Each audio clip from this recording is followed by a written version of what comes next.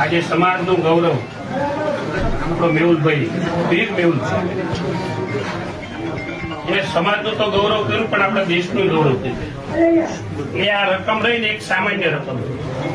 આજે આ ટીમને ખાલી એટલું જ કીધું કે ભાઈ આપણે 21 લાખ રૂપિયા આપવા છે.